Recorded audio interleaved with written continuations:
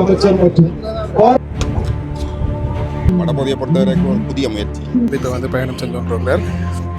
எதிர்பாராத விதமாக இந்த ஒரு அனுபவம் எங்களுக்கு கிடைச்சிருக்கு.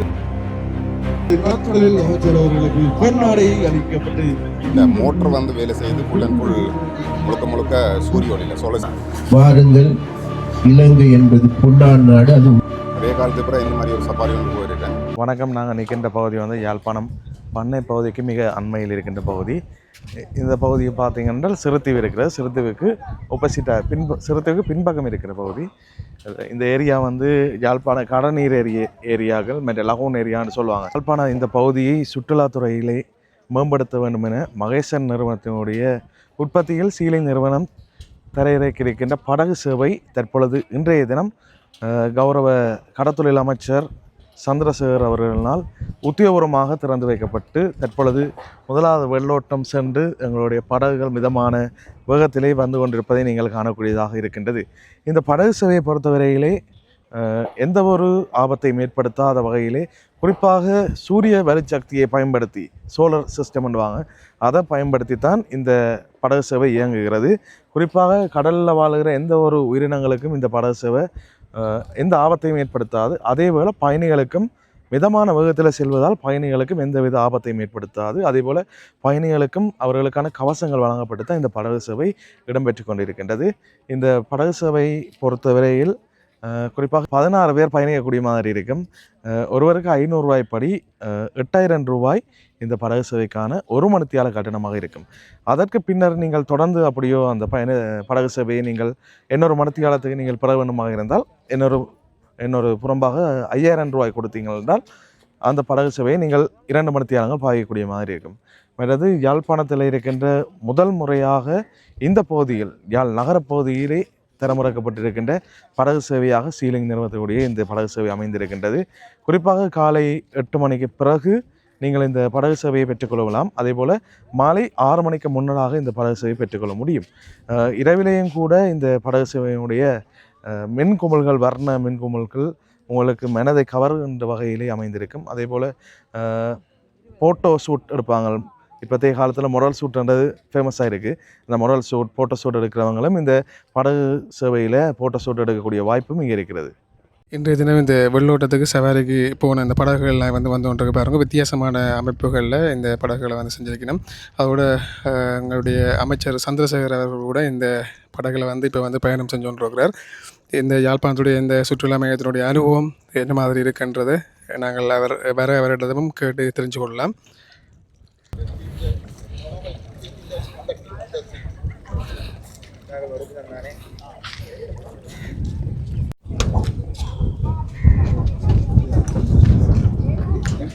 என்ன சாப்பிட்டீங்க? பாட்டி போட்டு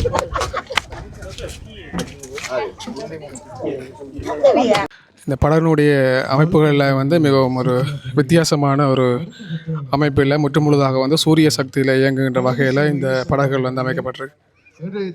கடற்தொழில் மற்றும் நீரிய வளத்துறை அமைச்சர் கௌரவ சந்திரசேகர் அவர்களும் கௌரவ பாராளுமன்ற உறுப்பினர் கௌரவ இளங்குமரன் அவர்களும் மற்றொரு அழைக்கப்பட்ட விருந்தினர்கள், உத்தியோகத்தர்கள், கடற்தொழில் சங்க பிரதிநிதிகள் என பலதரப்பட்டோர் இந்த நிகழ்வில் கலந்து சிறப்பித்துக் கொண்டிருக்கின்ற தருணத்தில் வெள்ளோட்ட நிகழ்வை தொடர்ந்து தற்பொழுது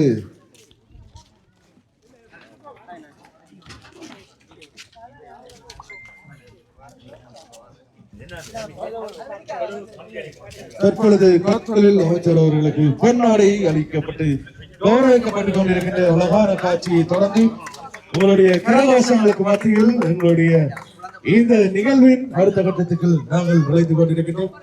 யாழ்ப்பாணத்திலே சுற்றுலாத்துறை, அதாவது யாழ் நகர பகுதியிலே படகு சேவை அமைச்சர் மற்றும் பாராளுமன்ற உறுப்பினர் கௌரவ இளங்குமர் ஆகியோருடைய பிரசனத்திலே இந்த நிகழ்வானது சிறந்த முறையிலே நடைபெற்றிருக்கிறது. தொடர்ந்து நாங்கள் அரங்க நிகழ்வுகளுக்கு உங்களை அழைத்து செல்ல காத்துக் கொண்டிருக்கின்றோம். இந்த படகு சேவை நீங்களும் இணைந்து சிறந்த ஒரு அனுபவத்தை பெற்றிருப்பீர்கள் என்பதில் எந்தவித ஐயமில்லை. இதமான காற்றில் இதமான வேகத்திலே நீங்கள் சென்று வந்திருப்பதை இலங்கையின் வடபகுதியில் இந்த போட் சஃபாரி வந்து உண்மையிலே எல்லாருக்கும் ஒரு வரப்பிரசாதமாக அமையும் நிச்சயமாக நம்புகிறேன். இது ஒரு வடபகுதியை பொறுத்த வரைக்கும் ஒரு புதிய முயற்சி. ஆனால் இந்த முயற்சி எல்லாருக்கும் இந்த வாய்ப்பை வழங்குது. இல்லாட்டி வேறு இடங்களுக்கு இது மாதிரியான அனுபவங்களை பெறுறதுக்கு வேறு இடங்களை தேடி போட வேண்டியிருந்தது. அது உண்மையிலுமே இந்த அந்த குழுவினர் இதை நிறைவேற்றி இருக்கோம். அதே நேரத்தில் வந்து இங்கே 2-3 வேறு நல்ல விடயங்கள் இருக்கு. என்னென்னு சொன்னால் இது அலை இல்லாத பெரிய அலை இல்லாத ஒரு கடல் ஒன்று. கடல்னா ஒரு இது மாதிரியான ஒரு குளம் மாதிரியான செட்டப் ஒன்றில் அலை இல்லாதாலும் உங்களுக்கு நினைய வேண்டிய அவசியங்கள் இல்லை. மற்றது பார்த்தீங்கன்னு சொன்னால் இந்த மோட்டர் வந்து வேலை செய்து ஃபுல் அண்ட் ஃபுல் முழுக்க சூரிய ஒளியில் சோலார் சிஸ்டத்தில் வேலை செய்கிறபடியாக சூழலுக்கு உண்மையிலுமே எந்த விதமான பாதிப்பும் இல்லாத ஒரு சூழலியல் நெறிமுறை ஒன்றை இங்கே பயன்படுத்தினார். அது ஒரு உண்மையிலுமே ஒரு வரவேற்க வேண்டிய விஷயம். இந்த மாதிரி உண்மையிலுமே இதை வந்து எவ்வளவு தூரம் வடபகுதி மக்கள் இலங்கை மக்கள் எல்லாருமே பயன்படுத்தினால் உண்மையிலுமே அவர்களுக்கு ஒரு மிக குறைஞ்ச செலவில் தங்களுடைய புது அனுபவத்தை அவர்களுடைய கண்டிப்பாக பெற்றுக்கொள்ள முடியும். பாதுகாப்பு வசதி இது வந்து ஆழம் என்று பார்த்தீங்கன்னா ஆழம் இது. இந்த கடல் வந்து இந்த இடம் வந்து தண்ணி வந்து ஆழம் அப்படின்னு நாங்கள் பேசிக்கொண்டதில் அவங்க சொன்னாங்கன்னு சொன்னால் இது ஒரு 20 அடி ஆழம் இருக்குது அவரேச்சா சரியாண்டபடியாக ஆழம். அதுக்கேற்ற பாதுகாப்பு ஜாக்கெட்ஸ் எல்லாமே அவங்க ப்ரொவைட் பண்ணுறாங்க. வழங்குறபடியால் அவ்வளோ தூரம் பிரச்சனை இருக்காது. எந்த இதென்றாலும் அதுக்குரிய ரெஸ்கியூ டீம் வந்து இங்கேயே இருக்கிறாங்க. அப்போ அதனால் உங்களுக்கு அந்த பாதுகாப்பு பிரச்சனைகள் முடியுமான வரைக்கும் அவங்க அதை குறைச்சி வச்சுருக்காங்க. மேலும் நீங்கள் அதை பற்றி பெரிதாக நீங்கள் கவலைப்படவோ அல்லது அதை ஒரு இஷ்யூவாக எடுத்து நீங்கள் பொறி பண்ண வேண்டிய அவசியங்கள் இல்லை. உண்மையிலுமே நல்லா இருந்தது. நிறைய காலத்துக்கு பிறகு இந்த மாதிரி ஒரு சஃபாரி ஒன்று போயிருக்கேன், ஒரு 1 hour போல். அதோட அவங்களுக்கு சார்ஜஸும் வந்து சரியான கம்மியாக இருக்குது. கூட பார்த்தீங்கன்னு சொன்னால் இவங்க வந்து ஒரு ஆளுக்கு 500 rupees தான். 16 people 16 பேர் போனீங்கன்னு சொன்னால் உங்களுக்கு ஒரு 8,000 போல் போகும். சரி. அப்போ இந்த வடமாகாணம் தான் கடந்த 30 வருடங்களுக்கு மேலாக யுத்தத்துக்கு முகம் கொடுத்திருக்கிறது இந்த வடமாகாணம். அதே போன்று எங்களுக்கு எல்லோருக்கும் தெரியும், இந்த வடமாகாணத்தை தான் இன்னைக்கு 28,000க்கு அதிகமான பெண்கள் தலைமையிலான குடும்பம் இருக்குன்னு சொல்றாங்க இந்த யாழ் மாவட்டம். அப்ப அந்த வகையில இன்றைக்கு அவ்வாறு பின்தள்ளிய நிலையில் இருக்கின்ற எங்களுடைய மாவட்டத்தை முன்னேற்றுகின்ற ஒரு அடிக்கல்லாகவே இன்றைக்கு நான் இதை பார்க்கிறேன். இன்றைக்கு எங்களுடைய இந்த படகு சேவை. அப்ப இந்த படகு சேவையின் மூலமாக நாங்கள் எதிர்பார்ப்பது உண்மையிலேயே இன்றைக்கு எங்களுக்கு எல்லோருக்குமே தெரியும், இந்த சுற்றுலா பயணத்துறை எடுத்துக்கொண்டால் சுற்றுலா பயணத்துறைக்கு தென்னிலங்கையில் நிறைய லொக்கேஷன்ஸ், நிறைய தங்குமிடங்கள், நிறைய என்டர்டெயின் பண்ணுறதுக்கு, அதாவது என்ஜாய் பண்ணுறதுக்கு, பாட்டி போடுறதுக்கு நிறைய இடங்கள் இருக்கு. ஆனால் இங்கு வருகின்ற சுற்றுலா பயணிகள் கூறுகின்ற ஒரு வார்த்தை தான், எங்களுக்கு யாழ்ப்பாணத்துக்கு வந்து என்ஜாய் பண்ணுறதுக்கு நிறைய விடயங்கள் கிடையாது. ஆனால் இன்றைக்கு இந்த யாழ்ப்பாணத்தை பார்க்கின்ற பொழுது, எங்களுடைய வடமாகாணத்தை பார்க்கின்ற பொழுது, எங்களுடைய கடல் பரப்பை பார்க்கின்ற பொழுது, இந்த கடல் பரப்பில் பாரிய அளவுக்கான என்றைக்கும் இல்லாத உலகமே திரும்பி பார்க்கக்கூடிய அளவுக்கான எங்களுடைய சுற்றுலா துறையை மேம்படுத்த முடியும் என்கின்ற திடமான நம்பிக்கை எங்களுக்கு இருக்கு. அந்த வகையில் எங்களுடைய அரசாங்கத்தை எடுத்துக்கொண்டாலும் கூட எங்களுக்கு எல்லோருக்குமே தெரியும், இன்றைக்கு எங்களுடைய நாட்டுக்கு அந்நிய செலவாணி, அதாவது வெளிநாட்டு வருமானத்தை தேடி கொடுப்பதில் முதன்மையான இடம் வகிக்கின்றது என்றால் வேறு எதுவுமில்லை எங்களுடைய உல்லாச பயணத்துறையாகும்.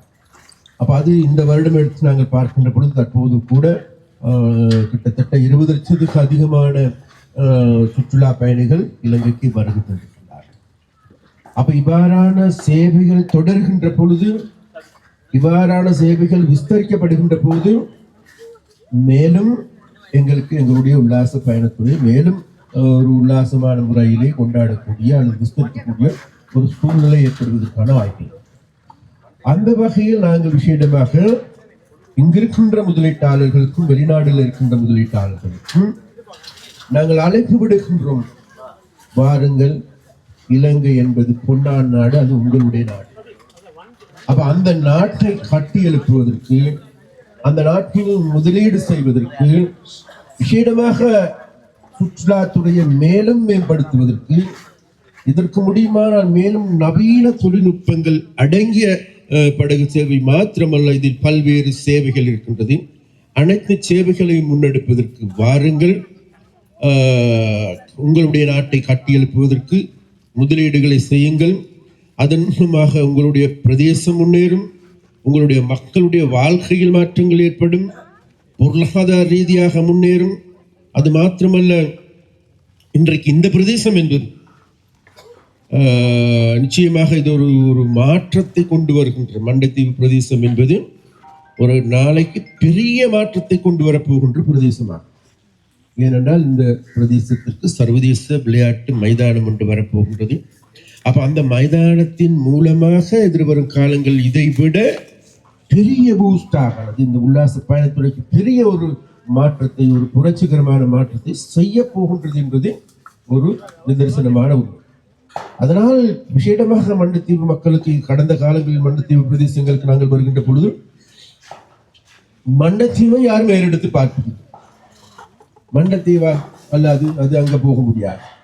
இன்னைக்கு உங்களுக்கு எல்லோருக்கும் தெரியும், யாழ்ப்பாணத்தில் காணி இல்லாதவர்களுக்கு காணி கொடுக்கின்ற பொழுது நாங்கள் மண்டைத்தீவில் தருகின்றோம், இல்லை மண்டைத்தீவு எங்களுக்கு வேண்டாம், அந்த பிரதேசத்திலே கொடுங்கள். ஆனால் இப்போது தெரிகின்ற கடந்த ஒரு வாரத்துக்கு பிறகு நாங்கள் தேடி பார்க்கின்ற பொழுது மண்டைத்தீவின் காணி விலைகள் அதிகரிச்சிருக்கு. நாளைக்கு எங்களுடைய கிரவுண்ட் அதில் விளையாட்டு மைதானம் வந்ததன் பிறகு இதைவிட அதிகமாகும். அதே போன்று இன்றைக்கு ஆரம்பித்திருக்கின்ற இந்த படகு சேவையின் மூலமாக நான் நினைக்கின்றேன் இது இந்த ஒரு புரட்சிகர மாற்றத்தை, ஒரு பெரியதொரு மாற்றத்தை செய்யக்கூடிய படகு சேவை. அதனால் மிஸ்டர் நவநீதன் அவர்களுக்கும் அவர்களுடைய பாரியாருக்கும் எனது மனமார்ந்த நன்றியை நான் தெரிவித்துக் கொள்கிறேன். இது மாத்திரமல்ல, தொடருங்கள் உங்களுடைய சேவைகளை.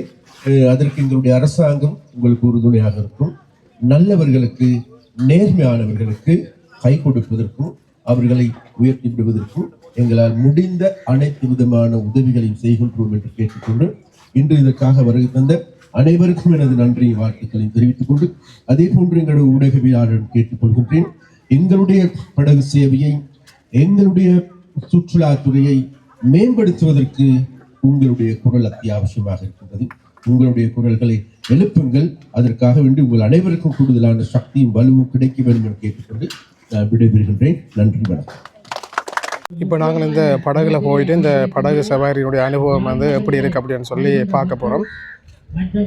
இப்போ இந்த படகுனுடைய இந்த சவாரி அனுபவத்தை போடுறதுக்கு ஆக்கெல்லாம் வந்திருக்கணும். இந்த படகுனுடைய அமைப்பு கூட கொஞ்சம் வித்தியாசமான அமைப்பு, ஒரு ரவுண்ட் ஷேப் அமைப்பில் செஞ்சிருக்கணும். உங்களுக்கு இந்த இதில் பயணங்கள் போகின்ற போது உங்களுக்கு பாட்டுகள் போட்டு நீங்கள் என்ஜாய் பண்ணிக்கொண்டு போகிறோன்னு சொன்னாலும் அதுக்கான வசதிகள் எல்லாம் கூட செஞ்சிருக்கணும்.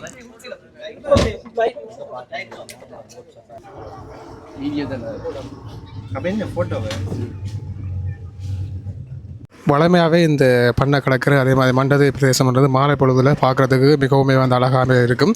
நாங்கள் மாலை பொழுதுகளை இனிமையாக இயற்கையோடு நாங்கள் கழிக்கணும்னு சொல்லி சொன்னால் இந்த பிரதேசத்துக்கு நாங்கள் வரலாம் நார்மலாகவே. அதோடு இந்த படகு சவாரி இந்த மாலை பொழுதில் போகின்ற போது மிகவும் ஒரு அழகாக இருக்குது அப்படின்னு சொல்ல மனதுக்கு நல்ல ஒரு அமைதியான ஒரு தன்மையை கொடுக்குது. பாருங்க, ஆக்கெல்லாம் உண்மையிலே சந்தோஷமாக இந்த பயணத்தை மேற்கொண்டிருக்கணும். நீங்களும் வந்தீங்கன்னு சொல்லிச்சுன்னா இப்படி ஒரு அனுபவத்தை ப்ரோன் உங்களுக்கும் விருப்பம் இருந்தால் நீங்களும் இந்த பயணத்தை மிகவும் ஒரு பாதுகாப்பான முறையில் மேற்கொள்ள முடியும் அப்படின்னு சொல்கிறதை நாங்கள் உங்களுக்கு சொல்லிக்கொள்கிறோம். இந்த இடத்துக்கு சாவச்சேரியில் இருந்து கூட இந்த இடத்துக்கு இந்த இடத்தினுடைய இந்த அனுபவத்தை பெறணும்னு சொல்லி இன்றைய தினம் ஒரு கொஞ்சம் இளைஞர்கள் வந்திருக்கேன். இந்த அனுபவம் எப்படி இருக்குது அப்படின்னு சொல்லி கேட்போம். இன்றைய தினம் நாங்கள் எதேச்சியாக தான் ஃப்ரெண்ட்ஸோடு இங்கே வந்தோம். ஆனால் எதிர்பாராத விதமாக இந்த ஒரு அனுபவம் எங்களுக்கு கிடைச்சிருக்குது. உண்மையில் ஒரு மிக அருமையான ஒரு அனுபவம். ஒரு ஒரு அழகிய மாலை பொழுதில் ஒரு இனிமையாக ஒரு பயணம் செய்யக்கூடிய மாதிரியான, ஒரு கடலில் பயணம் செய்யக்கூடிய மாதிரியான ஒரு நல்ல ஒரு மிகவும் எதிர்பாராத ஒரு அனுபவம் ஒன்று எங்களுக்கு கிடைச்சிருக்கு. இன்றைக்கு இது நாங்கள் ஃப்ரீயாக தான், இன்றைக்கு முதல் நாள் ஓப்பன் பண்ணுறபடியாக இன்றைக்கு ஃப்ரீயாக தான் போகிறோம்.